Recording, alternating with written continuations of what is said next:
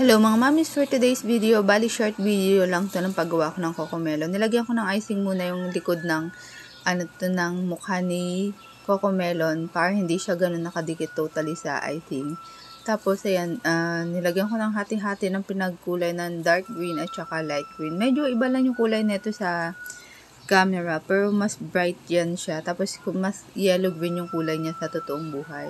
And then, ganyan lang siya, pipe lang. Medyo nakakapagod mag-pipe or masakit sa braso or sa pulso kapag nagpa-pipe ng ganito.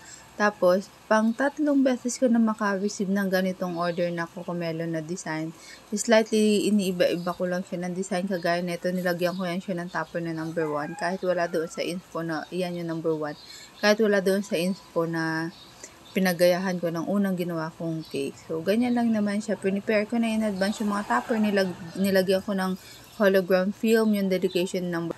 Medyo mas maganda yung kanyang itsura. So, ito na yung kanyang final outcome. By the way, 8x4 nga pala to. Meron din nga pala itong 12 pieces or 24 pieces na mini cupcake, no topper. So, yun na mga mami. Salamat sa inyo. Paalam. Ciao!